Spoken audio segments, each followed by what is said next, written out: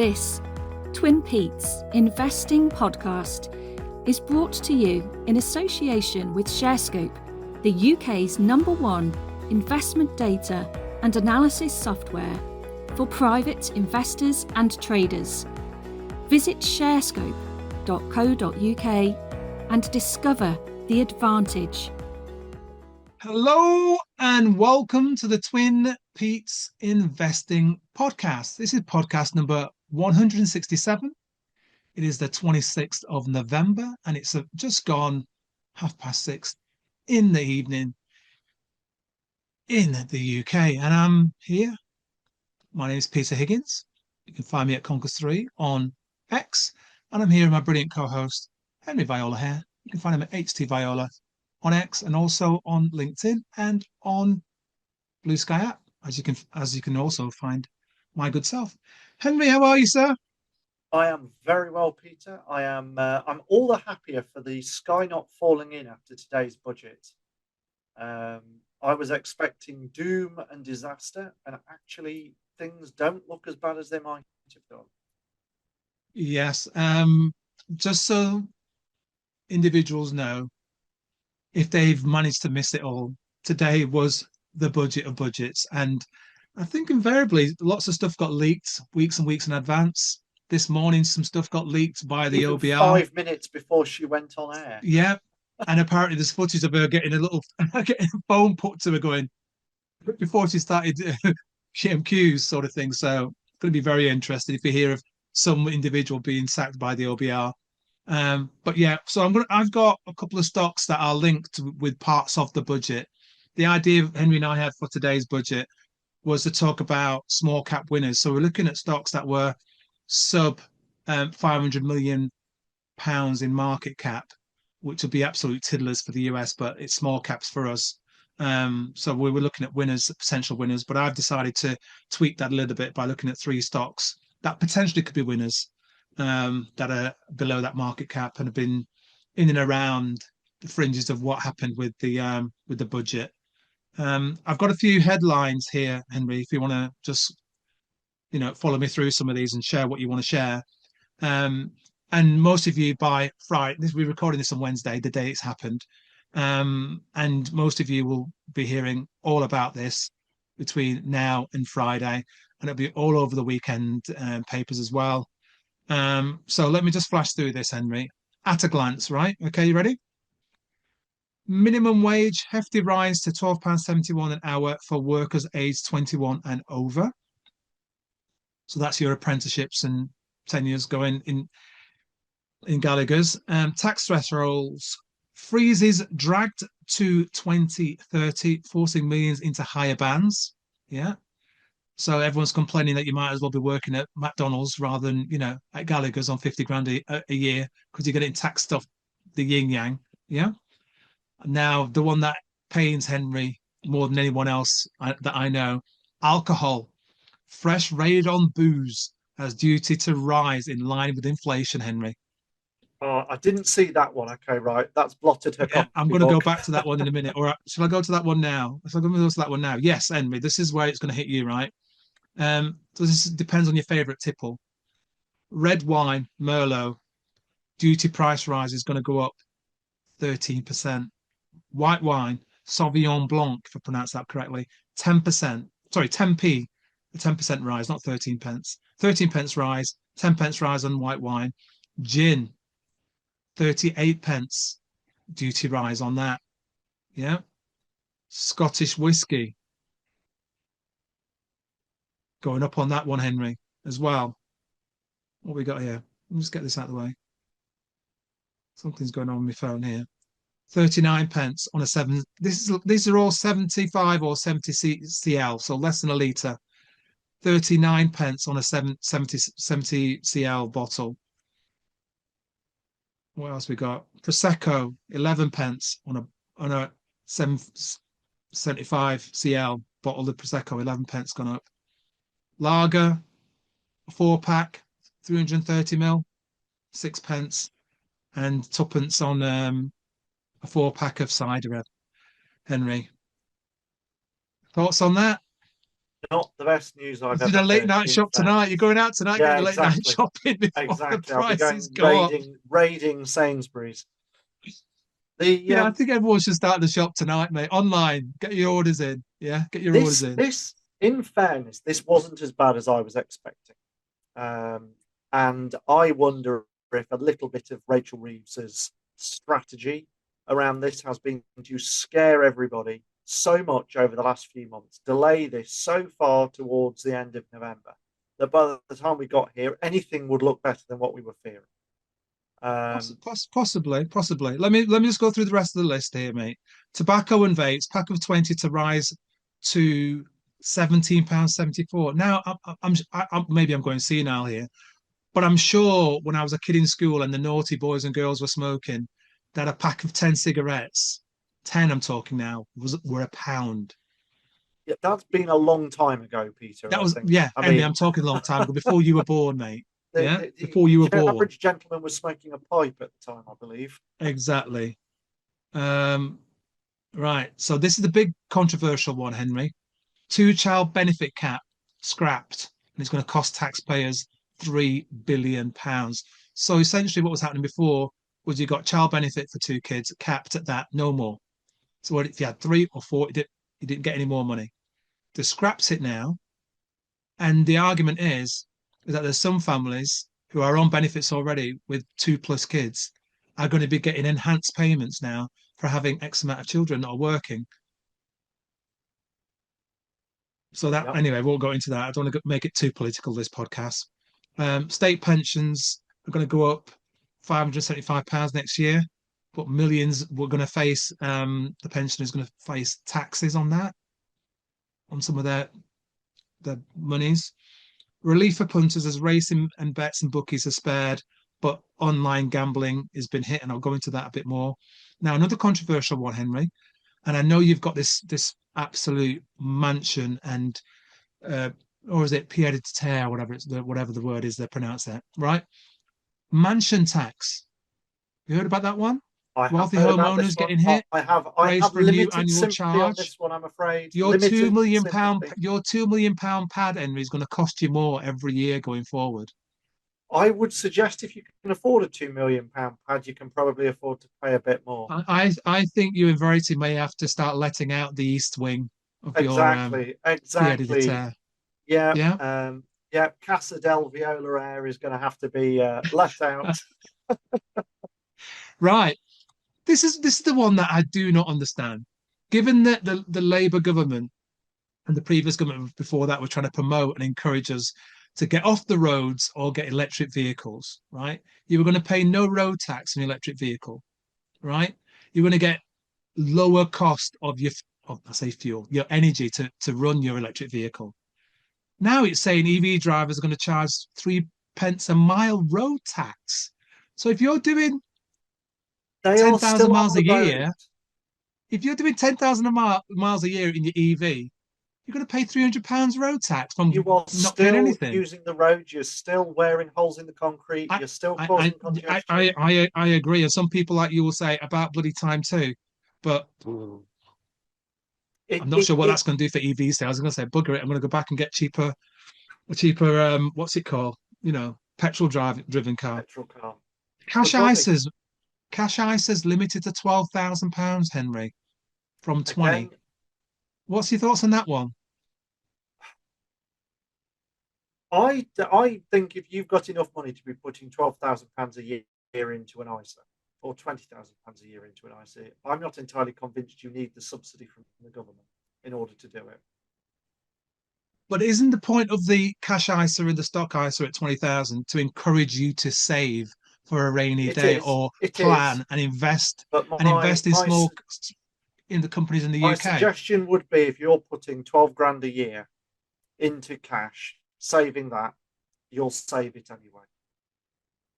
And I suspect, I mean, in a world where I can already sense the knives coming out amongst the audience here because of who we're talking to. So yeah. Let me just paint a picture for the audience before you all, lynch me on Twitter. We are, as a country, in pretty dire straits. I don't think most people in this country actually realise how poor we are relative to countries like America. Our income per head as a country is vastly behind the US. But we are trying to live as though it's still 1910 and we've got an empire and a huge economy. We don't. We've not got the world's, reserve currency status. Sterling is long gone as a reserve currency for most of the world. Even the euro outpaces us to some extent. And therefore, you have to start making difficult political choices. Now, there are some elements of that budget where I think, you know what, really, I mean, removing the 2-child cap, is that the best use of £3 billion we've got right now? Wouldn't it be better off going to nurses or doctors or teachers? Agreed. Or funding more ambulances? Or, I mean, Russia's invading Eastern Europe right now and has been for several years, and we haven't got enough bullets to fight them off, let alone soldiers to shoot the bullets. Would it not be a better use of money than paying people to have 3, 4, 5 children? So there are elements of this budget where I go, I don't necessarily agree with it. And I think broadly it comes down to this. It's a difference in view about what taxation's about. I view taxation as a deterrent from undertaking activity. If you tax something, you increase the cost of it, and therefore people will do less of it. So if you tax employment, if you increase national insurance, you will decrease the demand for employment. People will offer less jobs. They will reduce salaries because it is more expensive to undertake employment. So I think under those circumstances, yes, increase smoking tax, increase alcohol tax. These are damaging things to society. If you want to do them, you ought to pay a price for them. Likewise, road tax. It costs money to have the road there. We've got potholes all over the place. How do you expect to fill these potholes in without money to fill them in? Every driver I know is whinging about potholes and has been for years. So more money going into the road fund, great, as far as I'm concerned. But Henry, the point is, will the money go into fixing the roads? Well, now, and this is the bit where everybody on the left, every Labour voter will tell me, yes, of course they will, because Labour are the only people in the government, in the Parliament, that ever do anything for the working people, right? The Tories are all evil. This budget doesn't do that at all, mate. So I think that's long gone, that argument. Labour are the only ones that ever look after anybody. I don't believe that at all. So I agree with you. I'm a little bit sceptical about where this money will be spent. But having said that, an extra tax on mansions, £2 million a year, right? A property worth over £2 million a year. I am sorry, but I don't know anybody that even comes close to having a property worth £2 million a year. Not even close. And I know plenty of people that earn good salaries. If you've got a property worth that much money, yeah, I suspect you can afford to pay a little bit more, and you probably should. But should you have to? Should you have to? But then the question comes: so where are we going to make the cost savings? Because all I hear from Labour, and bear in mind we've voted them in with a huge majority, all I hear from Labour MPs is no, we're not making cost savings. No, we won't. We want the child cap removed. No, we don't want to cut pensions back. No, we don't want to get rid of the winter fuel allowance. No, we don't want to reduce money for migration. We don't want to reduce money for the NHS. We want more money for civil servants. We want more money for teachers and nurses and doctors. They want to spend. And if you're going to spend, that's the party we've voted in, and therefore it has to be find the money for. somewhere. Yeah. I get that. I get that, Henry. I get that. And so actually I came into this budget, I came in this morning thinking, oh my Lord, she's going to hike national insurance even more. It's already crippling the jobs market, what she did last year. Please don't make this any worse than you already have. Now, the one big thing in here that I am not that keen on is the imposition of national insurance contributions on pensions. Yeah. Not because I don't believe the individual should pay them, but because of what it is going to do for the cost of employing people. So at the moment, if you employ somebody on X salary, let's say £100,000 a year, and they put 20,000 of that into their pension through salary sacrifice, neither the employee nor the employer pays any national insurance contributions on the money that goes into the pension. Now, Yeah. some employers, not all, some, choose to give their national insurance contributions that they would have given to the government to the employee to further top up what's going into the pension. Now, the government is saying anything over £2,000 will be taxed at the full marginal rate of national insurance, which in some cases will be as much as 15 pence in the pound for the employer. This is several £1,000s extra it is costing to employ exactly the same person when this comes into effect. This is, I know why she's done it, but I don't think it's going to have the effect that she wants it to have. Taxes are a disincentive. They're not just an income stream. Yeah, I've heard that mentioned, Henry, and the problem we've got with that is that the actual recruitment of the junior levels of people is shrinking. The pool of jobs that are there to entry level sort of jobs is now shrinking because the cost has gone up everywhere else within the business. They're saying rather than taking on some new starters, some new graduates, 4, 5, or 6, we're taking in 1 or 2 now instead.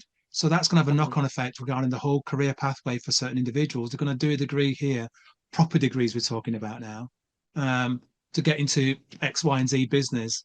There's going to have a pool of young people who can't get on the, never mind the property ladder, the employment ladder, the career ladder as a consequence of that. So yeah, it's going to have a significant knock-on effect, mate.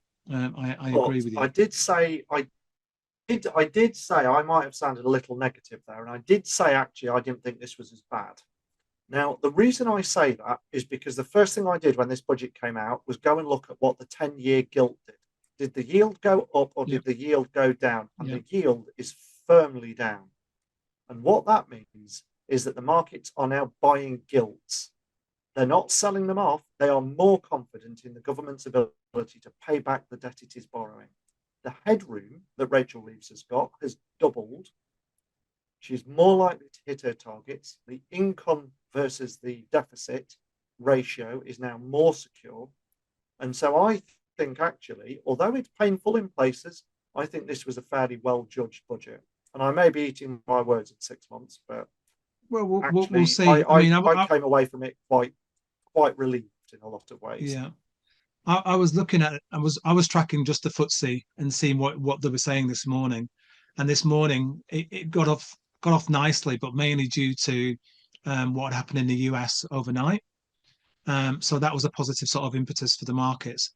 But then late morning it dipped to its low of the day, and then as she began talking, and I'm not sure whether it was whilst or during the leak of the information was coming out, the markets started to go up. And the FTSE actually ended up near its high today and closed at its high of the day. So let's see if there's follow through tomorrow and also Friday, because the US markets will be shut. So we have to do it on our own steam. So that should be very, very interesting indeed. But I'm going to talk about a couple of stocks, Henry, and one of them's linked to the gambling levies that have been decreed. But the other thing I want to touch on, we spoke only briefly a couple of days ago, I think, about your holiday was it Corsica, Santorini, sorry, another place that you and I both love. And one of the things that's going to happen is holidays, cost of flights to rise with a new levy, and overnight stays in the UK. So you can't even go and have a little, a weekend away without the cost of the hotel overnight stays going up, Henry. So anyway, right. So one stock today popped, Henry, right? And it was deemed to be a Rachel Reeve winner, right? Until you read, people just saw the headline, right? And the headline was bingo tax abolished, right? So one of the companies that are involved in that space that's listed, although there's many, is a company called Rank PLC, Rank Group. Okay. Yeah. Significant company. It's been around for a very, very, very long time. I'll read the headline as it states here, Henry. In her second budget, Rachel Reeve announced a package of measures reforming gambling taxes. While she hiked taxes on online and remote gambling, she left others alone and reduced one on promoters of one of the nation's favourite pastimes. Bingo duty is a 10% tax on profits of bingo operators after winnings paid out have been deducted. From next year, it will be abolished. From next April, remote gaming duty on tax on online casino-style games like roulette will almost double. So you see the difference here. Yeah, roulette, online gambling up. Bingo tax 10% down, right? And abolished. Rank shares, Henry, went up 10% in the blink of an eye, right? Share price range for rank 75 pence in April of this year and ran up to £1.66 in July, just a couple of months later. Then the talk was going to have a budget in November. They're going to come after you. Online gambling duties, more taxes on betting and gambling per se. Today, abolished, right? So everyone's cheering, everyone's buying rank shares this afternoon. I'm reading the small print and going, that doesn't read right to me, right?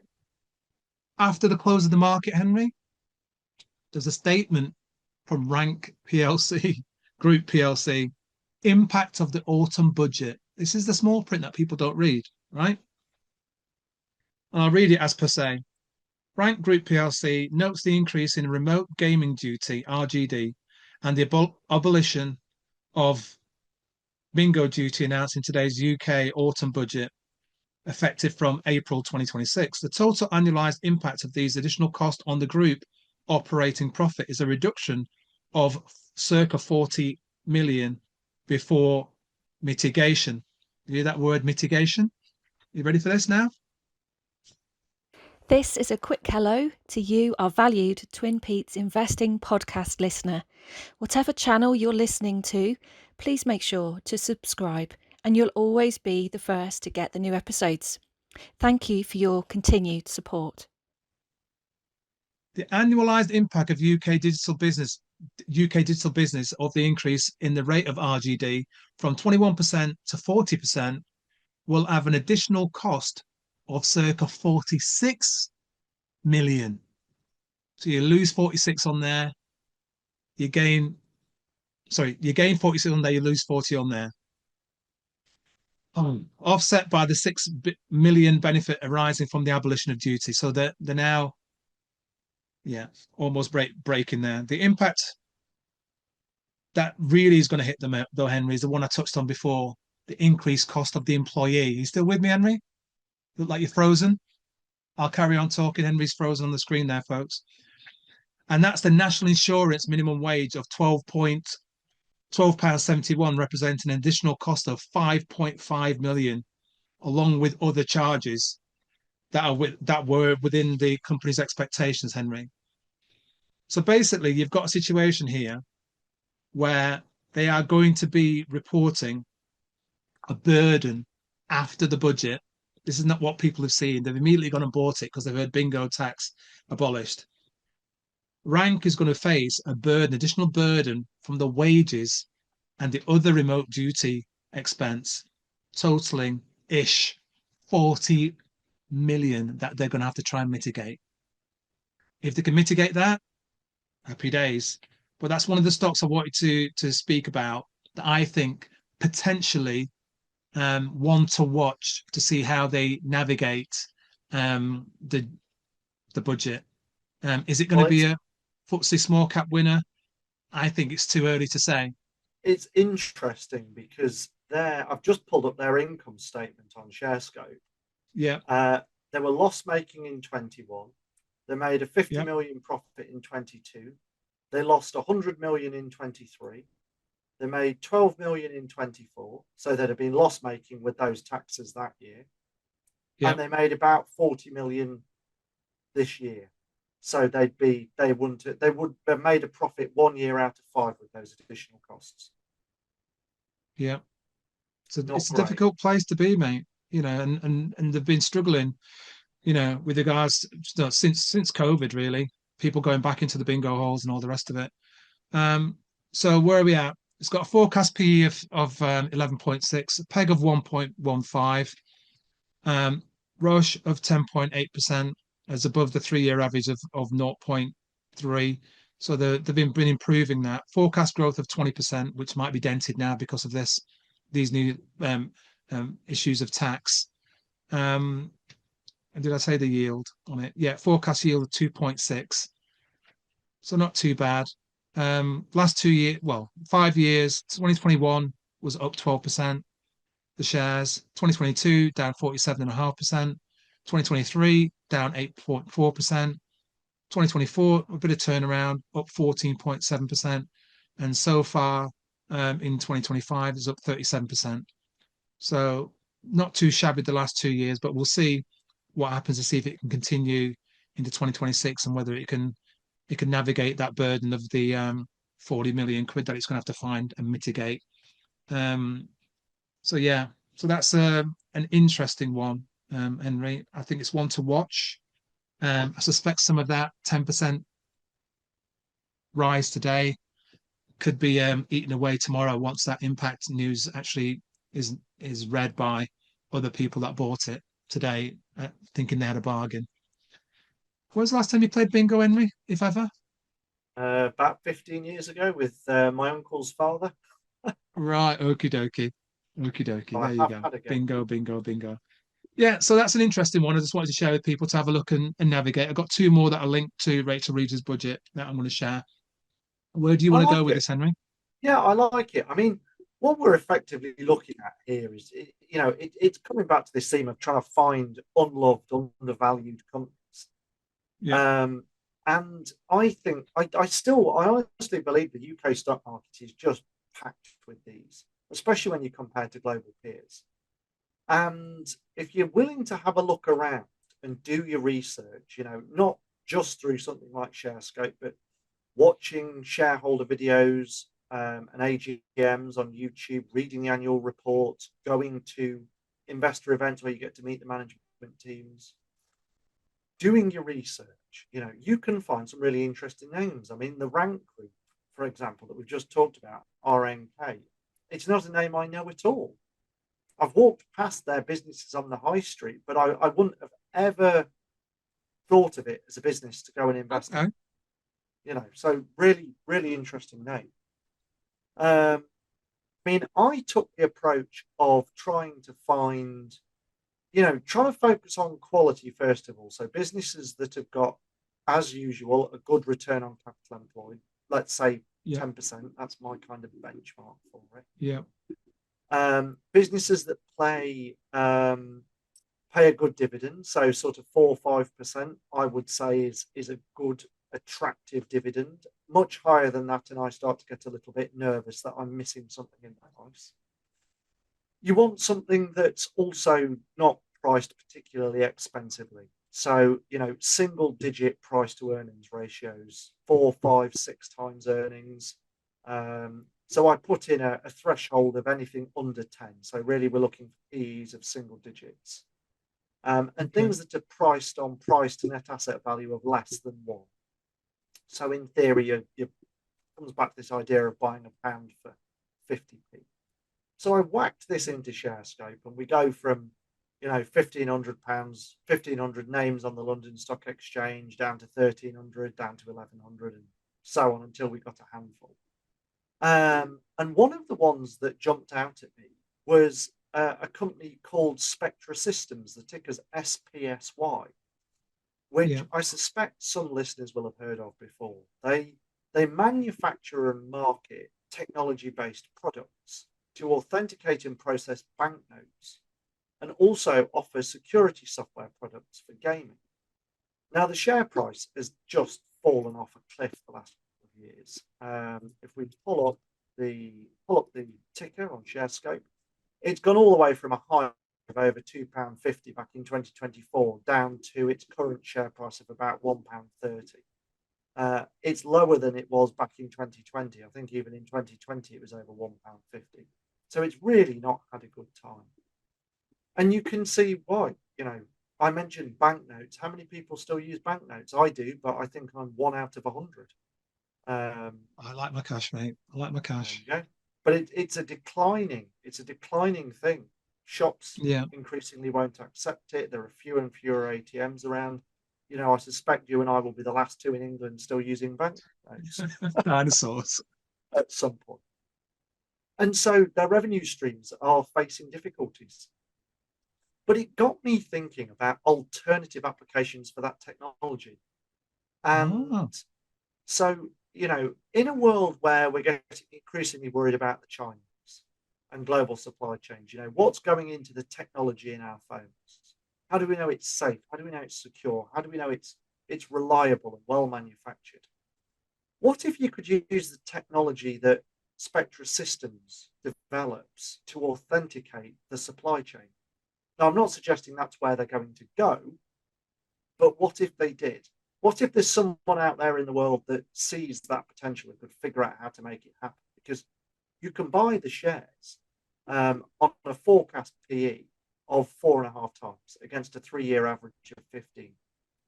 So this is derated massively. It's on a price to earnings growth ratio of 0.1%. It's one of the cheapest companies out there. And it's still actually forecast to grow. So forecast turnover next year is forecast to grow at 5.5%. Earnings per share are forecast to grow at over 100%. It pays a yield of 6.8%.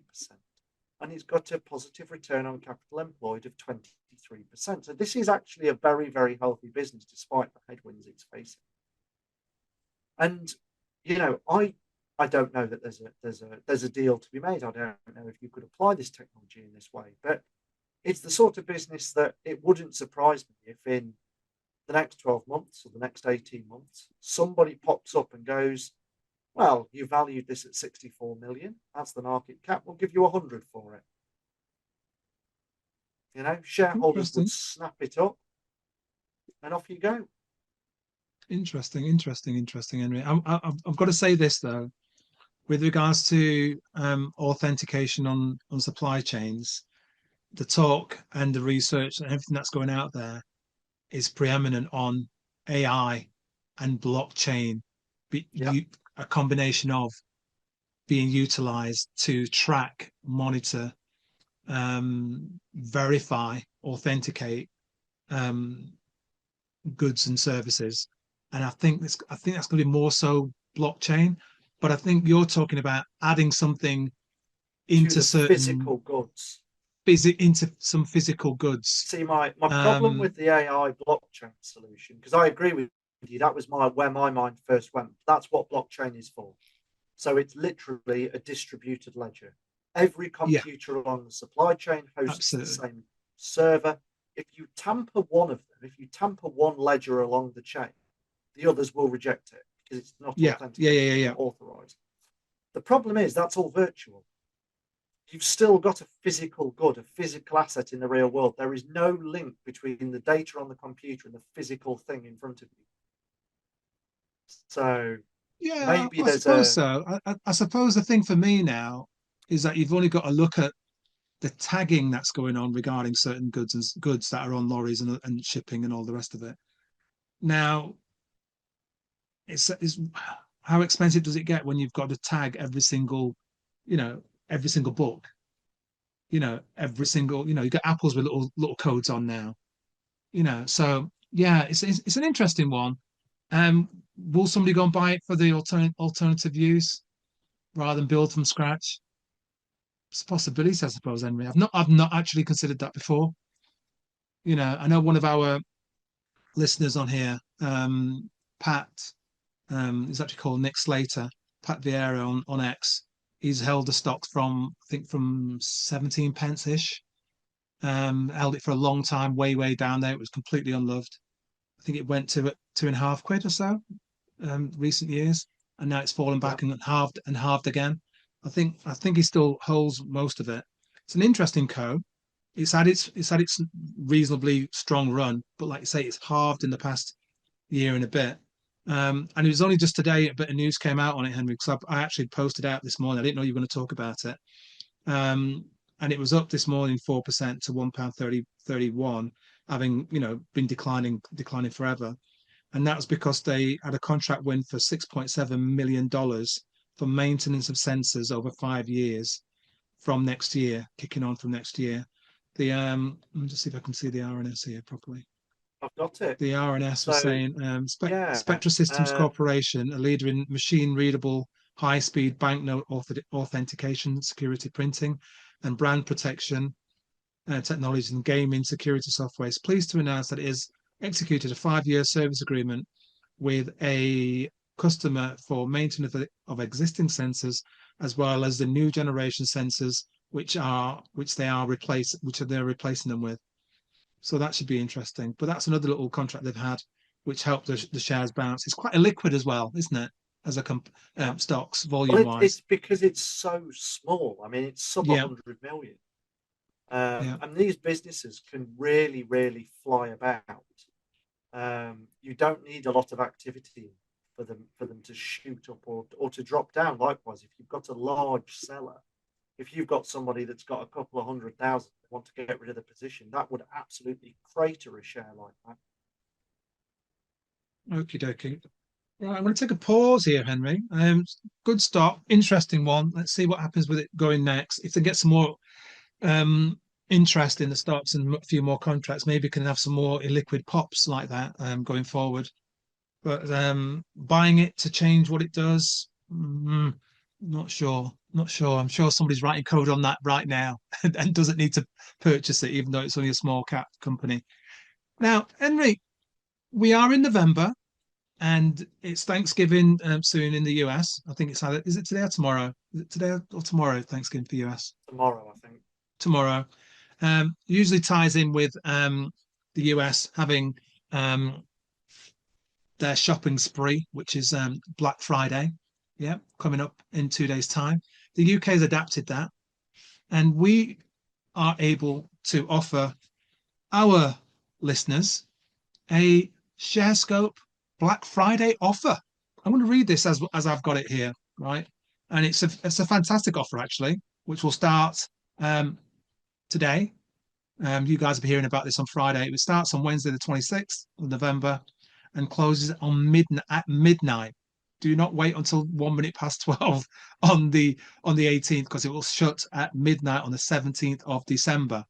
Yeah. So it starts today, and the offer will feature across the website as well. So here's the offer. It's a fantastic offer, by the way. Annual offers here, and it is essentially ShareScope annual subscription with 30% off. So it's £275 for the first year. The normal price, folks, is £393. Yeah, ShareScope Pro annual subscription again, 30% off the Black Friday offer. Normally £909. The first year is going to be £636. Yeah, and this is available to new subscribers or returning subscribers who haven't subscribed in the last 12 months. And this is available for ShareScope and ShareScope Pro only. And as I said, it expires. I've got 2 different dates here. One says the 7th of December. I think we'll probably be that rather than 17th. And you can contact the team directly or go online. The wonderful thing is you're able to use it using a promo code. And this is what you need to remember, folks. It is all small letters, TPBF25. So Tango Papa Bravo Foxtrot 25. And you can utilize that promo code to get this limited offer. And what do you get with ShareScope? Anyway, Henry knows this. He's been in Cambridge putting on a show for some well-heeled individuals. He'll tell you about that a bit later on. UK, US, Canadian, and EU stocks all included as standard. Funds, investment trusts, exchange traded funds, ETFs to those, global market indices, commodities, bonds, Forex, cryptocurrencies, live news, RNS, and alarms. That's alerts for other people, not waking you up. Alerts to RNSs. Live US and Canadian news and alerts. Unrivaled filtering and stock screening. Superior unlimited portfolio management with analysis, including X-ray filters. You can use it anywhere. on the Windows PCs and laptops, MacBooks, iPads, Android tablets, and mobile. And it's got a huge suite of financial charting and technical analysis tools. And this is one of the beauties of ShareScope as well. You get free one-to-one training when you start with an expert to help you get a quick and up to speed on the advantages that you can get across all the different screenings. So live real-time UK prices on ShareScope Pro, live retail US prices, live AQSE prices, ITs, ETFs, corporate bonds, and the rest, mate. And some people were asking about Alliance News because that's now being charged. People are being charged to see Alliance News. You can get Alliance News, including 275 articles a day. So yeah, so go to www.sharescope.co.uk/sharescope and add in the promo code TPBF25. Alternatively, go to www.sharescope.co.uk/sharescope pro and decide what you want to buy. Add it into your basket, enter. Or if you want to speak to a human, Henry likes to speak to a human, don't you, Henry? Every now and then.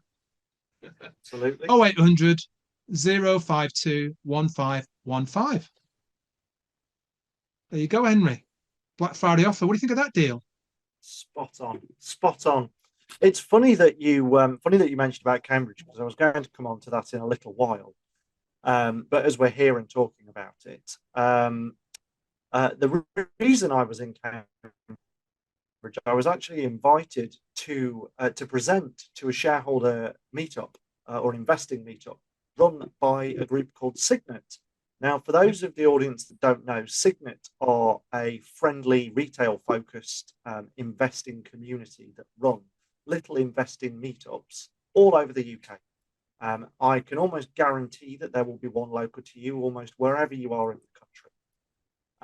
And the whole idea is to meet up with like-minded investors, talk about investing, what's going on the market, to ask questions from other investors, and to try to learn a little bit, the way that Pete and I do the Twin Peaks podcast, in a similar sort of manner. Now, I was invited along as the guest speaker for one of the Cambridge groups, and I had a very, very nice evening. Hello to Roger and the others, if you are out there listening. I know a few of you said you tuned into the podcast. Thank you very much for having me. It was a real pleasure to show you the ShareScope platform yesterday. And the whole reason I was there was not really as a traveling salesman as such, and I did make that clear. I'm not on commission from ShareScope, but just to show how I use the tool and to allow people to ask some questions about it, and how I find it.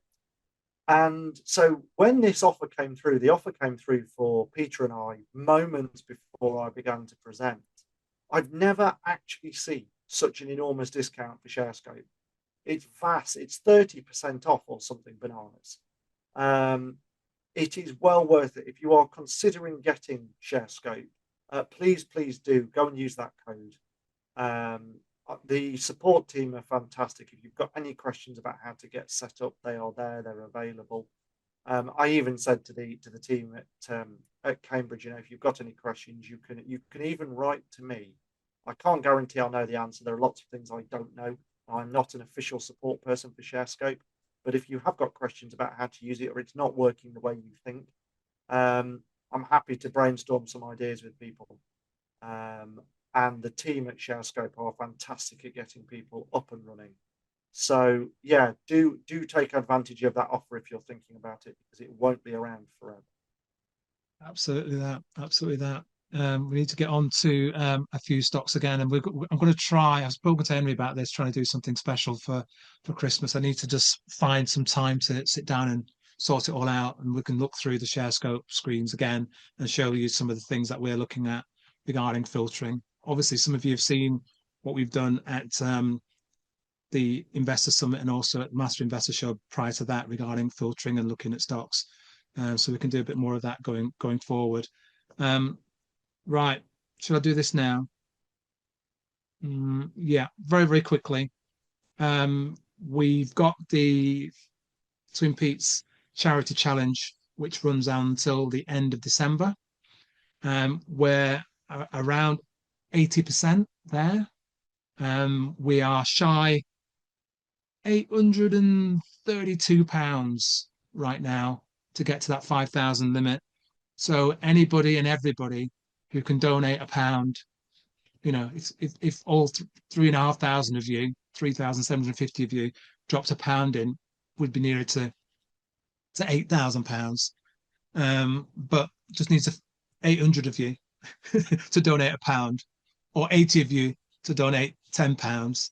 And we'll be hitting the 5,000 mark for the charity challenge that we're utilising this year to support young people into gainful employment, which is going to get even more difficult now after this budget. So please consider making a donation if you've not already done so. And if you've enjoyed any of the pods in the past 6 years and you've not made a donation yet, then please consider doing so. We're sitting at £4,168.41 at present, towards our £5,000 target. We've had 2 donations three donations the past month, which is a bit low, really. But we take what we can.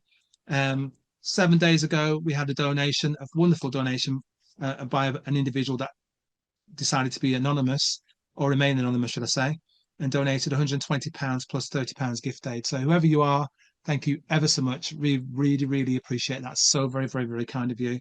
Really appreciate it.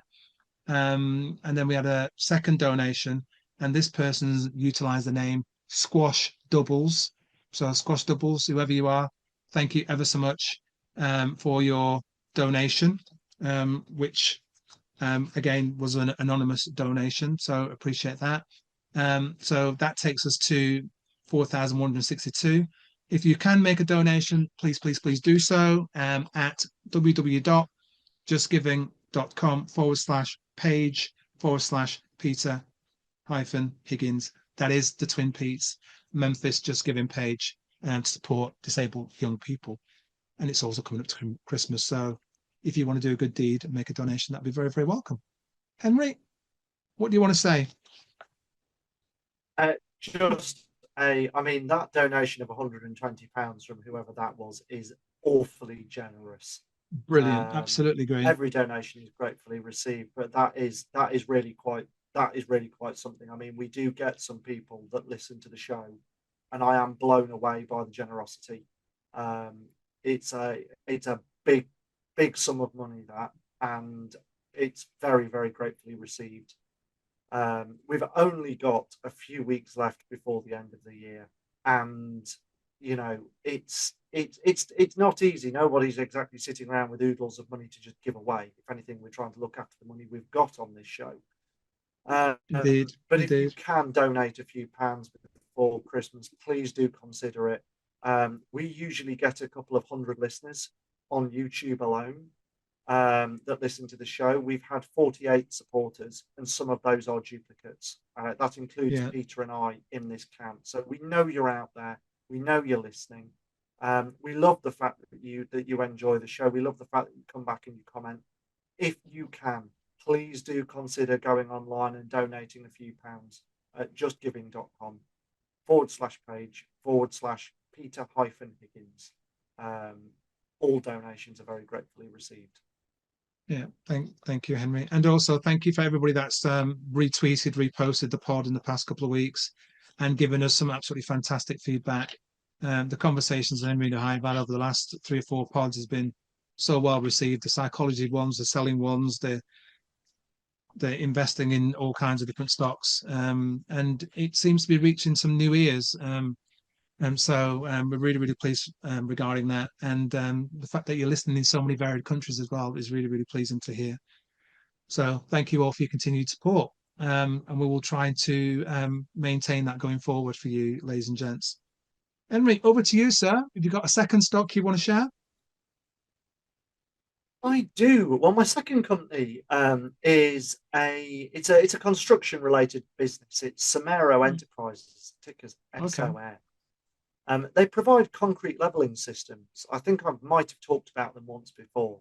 They've got a whole raft of different screening machines and topping spreaders, and they're international as well.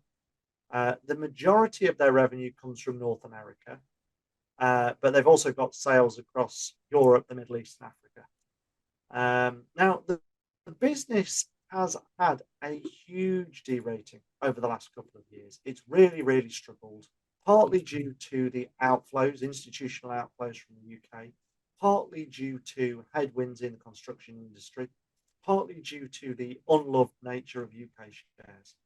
But it's gone from an all-time high of 550 pence back at the end of 2021 down to nearly £2 today. It's at £2.32. Now, this is a business that is facing challenging times. You know, the UK economy is having a tough time of it. The US economy is having a tough time of it. Despite the stock market, there are a lot of headwinds. And so forecasts don't look great. You know, we've got a nearly 20% decline in forecast turnover next year and a 35% decline in earnings per share. So this is not a super healthy business that the market sold off for no reason. This is in a bit of a challenging time. Despite the return on capital employed is still very healthy, nearly 30%. And it's got strong free cash flow conversion at nearly 80%, slightly over 80%. Now, free cash flow conversion to me is quite an interesting metric because it's the cash that's left over after capital expenditure, interest paid, and taxes. I think it is. It's basically the money left to run the business after you've paid your bills. And it's also the money that can be used to pay dividends, which I quite like. It gives you an idea of sort of profit quality because, as I was saying to the ladies and gentlemen in Cambridge last night, you can have paper profits that on a platform like ShareScope will show up as a return on capital employed figure, but never actually get turned into cash due to the way that profits are booked and cash moves through the balance sheet. Now, if a business doesn't actually have cash, eventually it goes bankrupt. You need cash in the bank in order to operate. And so a high free cash conversion rate is quite attractive to me as an investor. Now, Somero, despite these headwinds, is quite cash generative. It is a healthy business. It pays a good dividend, 3.5%, not the highest in the world, but a good dividend nonetheless. And again, I could see a large multinational conglomerate coming along and buying this business and bolting it onto a larger manufacturing type outfit. One of these big multinational US conglomerates that sells 10,000 different types of widget, for example, Honeywell's, for example, although I think they're more into automation than hardware manufacturing. And they might come along and they might just buy the different tools and technologies that Somero produce and sell them as their own. And so this, again, is the sort of business on this valuation, having come down this much, I would not be at all surprised if in the next 12 to 18 months, if this doesn't re-rate, if some foreign predator comes along and snaps it up off the UK stock market. I'm not convinced, Henry. Not convinced with this one. It's one of them stocks that has been around for forever, and it's going to make monies, it's going to make profits, it's going to do this, it's going to do that. And invariably, it's so cyclical, this particular company. And it's the new regime in the US has created another layer of uncertainty and tariffs. And I'm going to talk about another stock that's in a similar sort of position with it, which I think equally you won't like. But it's one of those sort of stocks, I think. It's not even about it being too small. It's the fact that there doesn't seem to be enough of a sales lead being generated for them to keep ahead of all the different travails that they've got. So they've got that constant sort of revenue coming in. And when they go back to earlier this year, when they warned about this and warned about that, and they said there's a shortfall of 20 million quid or 21 million quid or whatever. That was prior to the levels of uncertainty in tariffs and all the rest of it being hit. And I haven't seen, I'm looking through data now, I'm looking at what's going on. I haven't seen a contract win. I haven't seen a this or a that. I haven't seen any major things happening regarding the company. The only people, and this is, I'm not taking the P here, buying the shares is themselves. And the share price is still declining.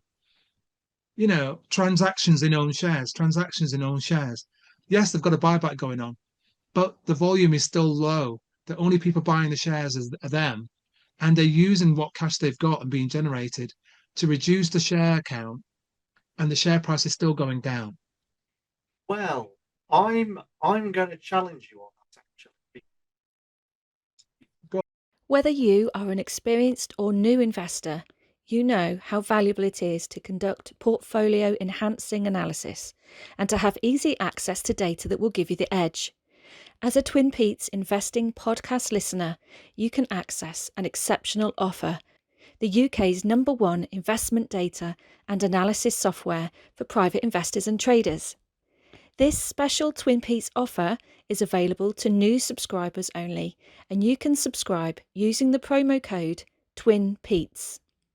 The incredible and exclusive offer means that monthly subscribers will get their second month free, and annual subscribers will get their 13th month free. Sign up and subscribe today using the Twin Petes promo code, and you can save up to £69. Visit sharescope.co.uk for further details and subscribe to the investing and trading analysis and data you need. Go on. Because the CEO bought £191,000 worth of the shares. The CFO bought £105,000 worth of the shares. Yep. The executive vice president bought £130,000 of the shares. And a non-executive director bought another £75,000 worth of the shares. So management, does appear to be buying. That's going towards 500 million quid then, yeah? Yeah. Yeah. Although actually, I'm just going to caveat that I admit that's my eyesight going because I'm tired. I said earlier this year I'm wrong. One of those was earlier this year. That was the non-executive director. The others were early last year. Right. So the rest of them last early year. 24. If you have a look at the share price that they bought, all of them have bought their £500,000 worth. Sorry, £500,000 worth at. They're all underwater, those purchases. I've not looked. Oh, well, but I would guarantee. Yeah, they were buying at about £3. It's now just over 2. Right. So just over 2, bought at 3. We've all done it. We've all bought, and the share price has declined on us. But normally, when you see £500,000 worth of shares being bought from insiders, you and I should be thinking we should be following them. They know what's going on. And on this occasion, on 4 occasions they've been buying from last year to now, they've not got it right. Yeah. Yeah. So I want to see, Henry, and I'll put it on an alert on ShareScope for me, an alert that says Somero Enterprises Inc. has won a contract or they've done something other than the alerts that I'm seeing on here, which are they're buying their own shares. Yeah, because as I said to you before, that 3.5%, as I said to you before, whether the yield is 5%, 10%, or even in this case 3.5%, that divvy is meant to keep you comfy and warm whilst you're waiting for the share price to go up. You don't want it falling more than 3.5%, 5%, 10%, 20%, 30%, 50% over the course of 12 months, because that 3.5% yield and dividend is not going to keep you warm when you're down 47%. It's interesting you have this reaction to this company because this brings me on to something that I was actually asked last night. So I talk about my investing journey and I talk about Warren Buffett and liking Warren Buffett, and yet an awful lot of the metrics I talk about these days are quality over valuation. Why is that, I was asked. Now the reason is because I find it very, very easy to find cheap shares. There's no shortage of them on the market. If you filter for PE under 3, you'll find dozens. There's a reason they're cheap. They're NAF companies. And so your immediate reaction of going, hey, look, revenues going into reverse, the forecasts aren't great, they've slashed the dividend, and. A couple of years ago, I'd have gone, yeah, but look, it's cheap, it's fine. I'm buying a pound coin for 50p. You're not at all. You're buying a 50 pence piece for 50p. And in a couple of years, it'll be worth 40. Yeah. It's just that you're looking at it through a very, very narrow lens of value. Yeah. I've been at fault at that So myself, Henry, many a time. I've started considering, I've started looking more at quality and historical quality as well. How's this business performed over a couple of years? So it's interesting you mentioned that. Maybe this is old tendencies creeping back in. I think part of it though is it's got some quality metrics there, Henry. You're looking at and I think sometimes our eyes go, and you've caught me out so many times on this. I'm looking at all these metrics are there. There's 10 metrics there, and I'm plumbing for those 3 quality metrics that I like. The other 7 metrics there are shocking. And what do? You go, Pete, what about these other 7 metrics that are absolutely, naff, to use your words?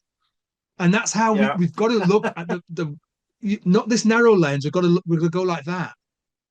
Yeah. And if we do that, I think whether it's small caps or blue chip stocks, the wider we research the stock, and I know that I pain people with this, right? The wider we look and the wider we look and the wider we look regarding the stock, I think the more we are able to decipher and filter the better quality ones, not just the quality ones, but the better quality ones. And therefore, we make fewer and fewer mistakes. And if we make fewer and fewer mistakes, we can enhance the actual compounding percentage of our portfolio and get to where we want to get to a bit quicker. Because that 0.1% added over 100, well, not 100 years, 100 different trades or investments, which invariably we're going to make 3 or 4 each year, I think most people will do, adds up over 25 years. And that could be a difference between compounding your portfolio by 5% a year or 1% a year. Right. So I'm going to go and do a quick one here. I'm conscious of the time. I've got 2 stocks to talk about here. And this one came out yesterday and surprised the market. I'm speaking to publicans and people that are in hospitality all the while. I went down to London the other week, and my very great friend, Sam Hagger, who runs a chain of pubs called the Beautiful Pubs Collective, was actually in the train, on the train, not with me. And I went, all right. Well, we travelled down to London together in a fab time. And he was literally going round the corner from me at Paternoster. So we ended up travelling across London as well together. I was going to London Stock Exchange. He was going around the corner to meet somebody else. But he was telling me about how shocking it is regarding hospitality, pubs, etc., Henry. And this, we've got Wetherspoons. Everyone talks about Wetherspoons, how really profitable they are. But even they are struggling, right? To the point where he's using, Mr. Brexit vote Brexit, is now trying to use the EU to actually profiteer from the rules that are the EU accepted, but not the UK accepted rules. So that's quite interesting. Yesterday, Henry, the company I'm talking about, MARSTON'S, the pub chain, came out with some fantastic news, mate. Ticker symbol's Mars, lovely, and they got to keep it as well. Not the people in the US, right? They came out with total revenue of 897.9 million versus 898.6 year to date. So slightly down, or flat, we would say. However, underlying profit before tax, Henry, was 72.1 million. That was plus 71.3% year on year. You're going, where does that come from? Like-for-like sales for managed pubs was up 1.6, outperforming the market. Growth of 2.2% for food and 0.3% for drinks. The CEO said, strong year ahead of planned. So they're ahead of their plan for the year. Recurring cash flow. This is a number that you like. That's why I put it in here, Henry. I know you like this one. Recurring free cash flow of 53.2 million was reported, ahead of its 50 million capital markets day target, while net, excluding lease liabilities, fell also by just shy of 50 million and down at nearly a third since 2020. Now, this CEO has only been the CEO since January 2024, and he's really been kicking all the efficiencies and profitabilities into the company as best as he possibly can. He's called Justin Platt, and he said, another year ahead of plan, and the new pubs formats are performing exceptionally well, meaning we enter 2026 with significant momentum and confidence. The shares, as I said yesterday, popped, and they went up 16% at one point yesterday, and we're at a 3 years high for a pub chain, even outperforming the likes of Wetherspoons, JD Witherspoons. But they're faced now with new levies, Henry. So I just want to be quick on this one. And it's a case of tomorrow, share price fell today about 1% or so, is if tomorrow they can maintain that momentum, or will the news about the levies on the vodka, the gin, the booze, everything else actually impact that particular company? It's only a small company, but they're fighting the good fight in the hospitality business, and they came out with some good news on Tuesday. The budget's come out on Wednesday. Would they have popped if they'd given that same result today? I doubt it. So, what are your thoughts on that one, Henry? I'm conscious of the time. Can you hear me, really Henry? like it. I mean, again, I'm always nervous. Yeah, I'm always nervous about retail brands, if I'm honest, high street facing businesses, but this looks like one that's doing well. So a lot to like there, Peter. They're turning it around. Well, he and the team are turning it around as best they possibly can. So it is quite an interesting one to watch, and I picked it as a theme regarding the budget. It's a 364 million market cap company, forecast P of 6.5. Yeah, not much, if anything, regarding divvies whilst you wait, as far as I'm aware. But it's one of them. I just think if it can turn around, and you need a winner in that space. There's not that many winners in the hospitality and pub space. Where we got last 2 years, share price up 30%. This year so far up 30.7%. 52-week low of 33.3 pence, and yesterday it hit 60 pence plus before it settled just shy of that. So not too bad a company, I think, to investigate further if they can navigate all of the things that are the budget and all the different levies and taxes on booze, and actually employees' costs, national insurance, as you say, and the weekly and hourly rates of pay. So that's what I want to talk about. The last one I want to talk about, Henry, very, very quickly, and this is again in the same space as the one that you were speaking about. Difficult, uncertain times, tariffs impacted the company, yeah, and this, I've picked this one because we're at that time of year where everyone's going out, all the ladies are dressing up, going out, they're buying their friends, they're buying stocking fillers, they're buying lots of different additional stuff. This company, Henry, is a UK-based, I should say ladies, but other people as well are buying cosmetics for their partners as well. Is a UK-based cosmetics and personal goods company, Henry, with a market capitalization of around 165 million. It's called Warpaint London. I think we've spoken about it before. Ticker symbol W7L. Oh, I've heard of this one, yeah. Yeah, and the share price is down, Henry, 65% year to date. PE of 9, yield of 6.4. So whilst it's at the bottom or near the bottom of its 52-week range, you might get 6% yield whilst you wait for it to turn itself around. If it has a bumper Christmas of sales, the share price will be above the £1.79 it closed at today. So that's why I wanted to talk about it.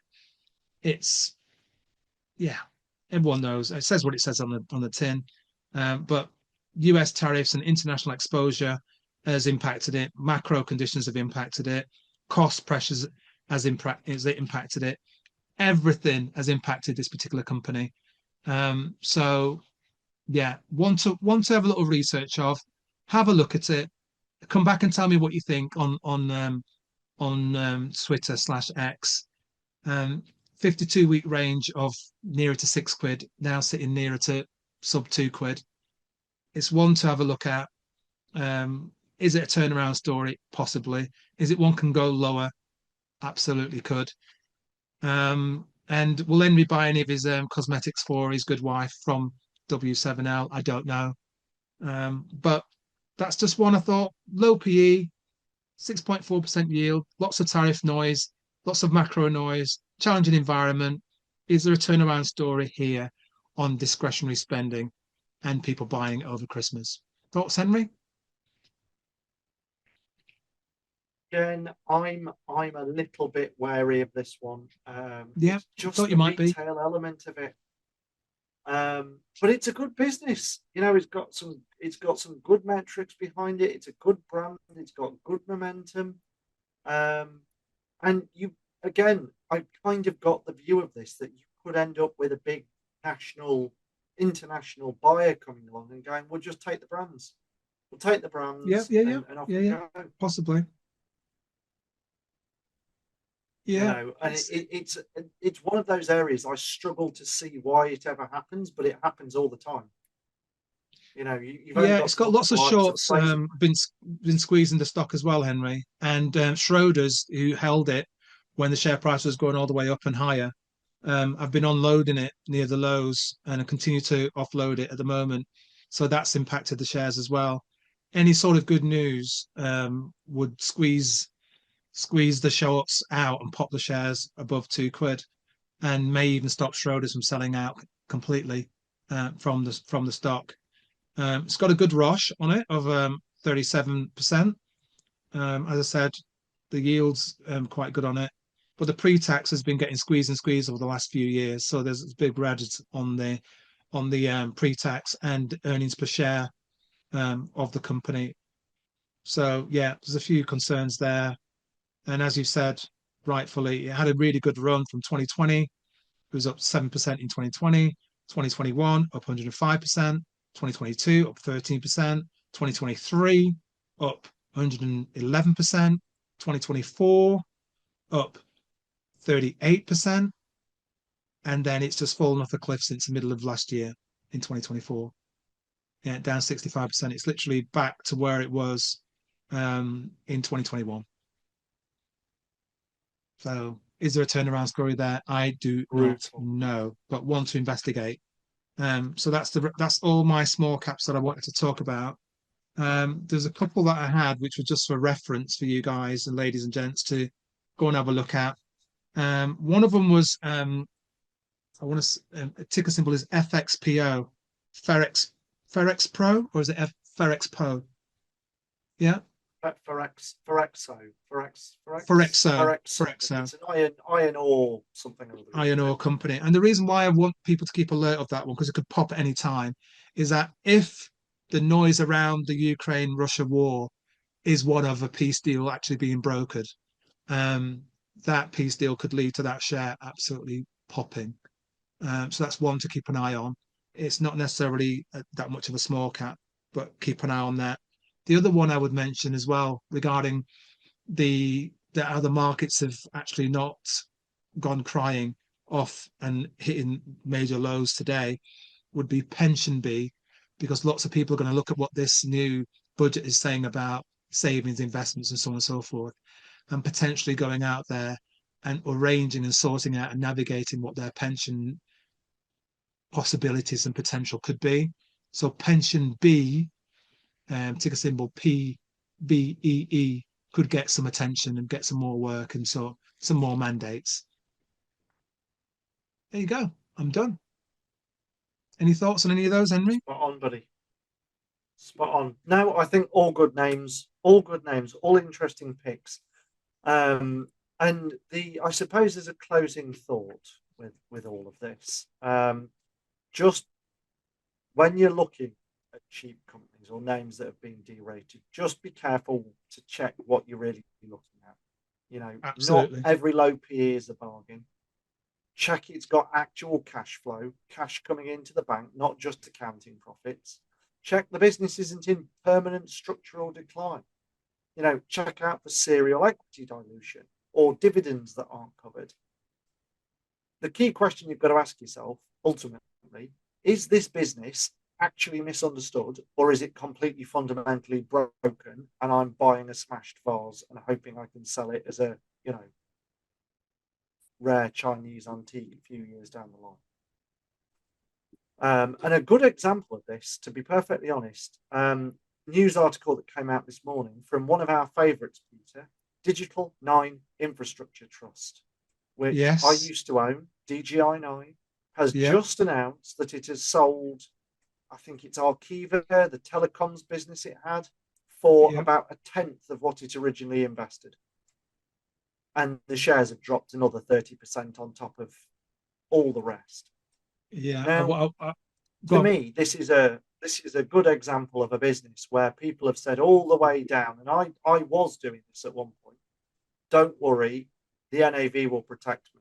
Don't worry, the market's got it wrong. Don't worry, it can't possibly be all that bad. Actually, it was worse than any of us could have possibly imagined. Yep, absolutely. Yeah, I think I mentioned it when hunting for bargains. Just be careful. Yeah, I think I mentioned it on here that I'd gone in with a view to it going from 8p up to 10p and beyond. Yeah, and I had it there with my stop loss on it, and it went up to, I think it went up to about 10 plus on it, and I put my stop in at 8.5, left it there, and it just kept coming down, and I was like, no, don't hit it. Weeks ago it hit it, and I was like, so I've been watching it, and I still think there's some value there. Maybe I'm just being naive, but today's news was not good. Was not good at all. At 5. And the concerning thing about, because I've been having this backwards and forwards with a few people about this TRIG and HICL merger. Have you seen that one? I have. Yeah. And I still don't think that's a good deal for anybody right now. Yeah. And they've been talking about, we're going to come out with information about why we recommend this big with the renewables infrastructure company. But people have chosen not to go down the renewables route. Yeah, they want to be on this side of it. And infrastructure valuations of most of these aren't very good. We ought to do an episode on this in the future, I think, because I've got, my opinion on renewables is changing rapidly. Well, actually, I say rapidly, changing very, very slowly. But I've got a position in Next Energy Solar Fund. Yeah. I've had a position in the Renewables Infrastructure Group. These businesses, I've had Gore Street Energy Storage Fund, the battery business. I've had a few of these over time. They are really suffering. And people keep saying to me, "Oh no, don't worry, they're undervalued. Someone will come along. They're a bargain." They are starting to look like a value trap to me, all of them. They're looking like a value trap because they've been saying all along, we've got X, Y, and Z person in, or group of it, or individuals managing the company, and this is the NAV. So if that is the NAV and that's the value of X, then why are you then selling it at 15-20% discount to what you said was the NAV? And they're writing them down. All of them are suffering NAV erosion quarter after quarter after quarter, and have been for years. In case no one had noticed, interest rates have actually been coming down. Therefore, that ought to have been reversing, and it's not. Exactamundo. You've nailed it on the absolute head there, mate. Not good. Not good. Yeah. So I'm getting a bit twitchy about the renewables. I think avoiding that space may be a good idea, mate. Right. I'm recommending this very old book, Henry. Right. It is called The Permanent Portfolio. Yeah. By Harry Brown. Forward by J.D. Roth, Craig Rowland, and J.M. Lawson and Harry Brown. Harry Brown's long-term investment strategy. And essentially, I'll read this bit here. Life is uncertain, and that includes the financial markets. Sherlock, thank you.